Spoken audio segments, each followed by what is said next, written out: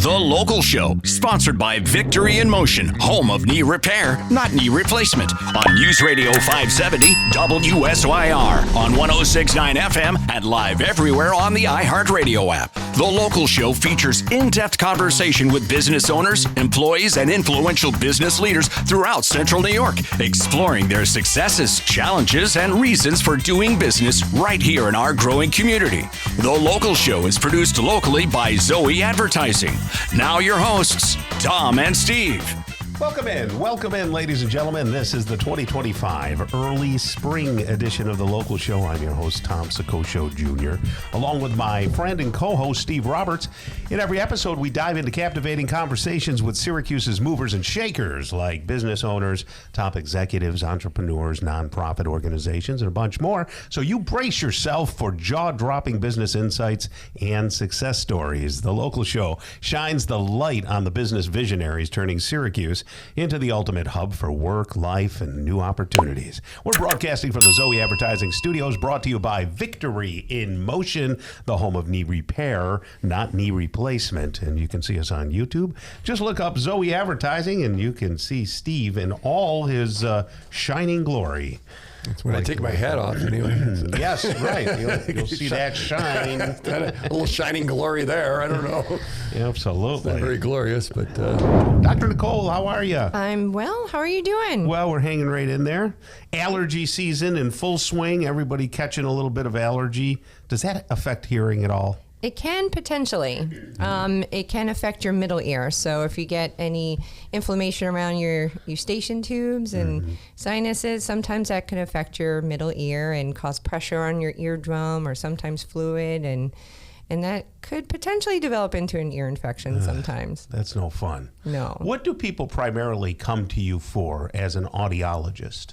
Anything hearing related mostly, or tinnitus, or hearing protection, and balance or dizziness problems. Tell me about the tinnitus, because I'll be maybe sitting editing stuff, because I do a lot in front of the computer. Just aside, listeners, this is where Tom makes his personal health. But anytime there's anybody medical here, so let's just go ahead, Tom. You connecting with the audience, because you see, everyone is everything. Okay, go ahead. Everyone Tom goes through the same thing. No, they don't. But go ahead.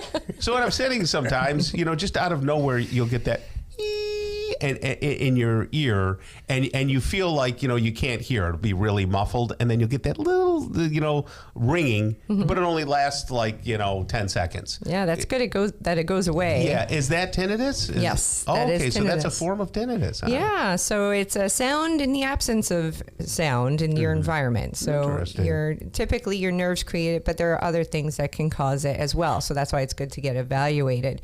When it's brief like that, it could be due to like temporary noise exposure, or certain things like dehydration, changes in your ear, even changes in blood flow to your ear. So on allergies, when allergies you get stuffed could do up. it too. Yeah. Pending heart attack or stroke? Anything? not necessarily. I'm just saying that because Tom's thinking Wants to make that. just trying to help. Make me nervous about everything. You don't need my help. But I'll get that a lot, especially nowadays, in this season, I guess is what I'm saying. Yeah. So if there is anything affecting your middle ear, even if you have some impacted earwax on your eardrum, that could cause it as well, or fluid or pressure on your eardrum that could cause it temporarily. How about the talking of Steve in my ear? Could that be shutting it down? Steve ring in your ear. A ringing. But sometimes that ringing is because someone has hearing loss, though, too, right? Yes, yeah. When it's constant, and you notice it, it just doesn't stop like yours does. It is typically a sign of some sort of hearing loss, even a mild hearing loss, which is why we do a hearing test if someone has ringing in the ears. And it could also sound like buzzing or hissing. It doesn't necessarily have to be a ring. But yeah, I definitely recommend a hearing test if you experience that. Yeah. So average age of people coming in, are you seeing all ages from children to old people like Steve? Geriatric? Yeah, we do see all ages, and especially during allergy season, we see more kiddos, more little ones. But yeah, we see birth up to adults and geriatric ages. All ages can have problems with their hearing due to whatever reason.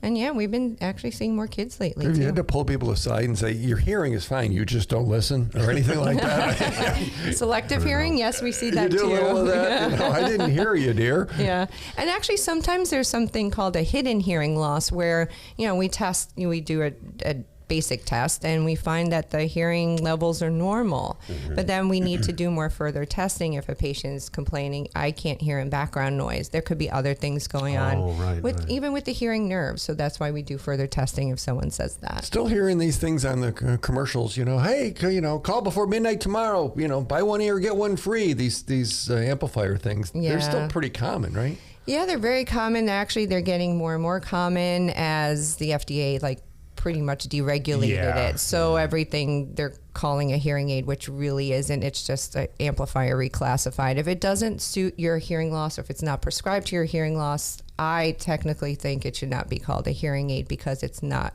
custom fit to you or prescribed to you. Right. You have a neuroscience background. You went to school and got a master's in that? Yes. Okay, master's in neuroscience.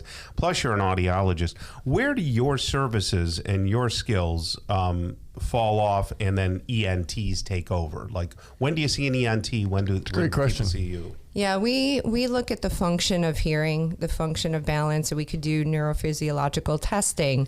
And then the ENTs will look at the anatomy, so they could treat medically. So if there's any medical treatment like pharmaceutical involved, medication involved, or surgical involved, they'll do that and take it from there.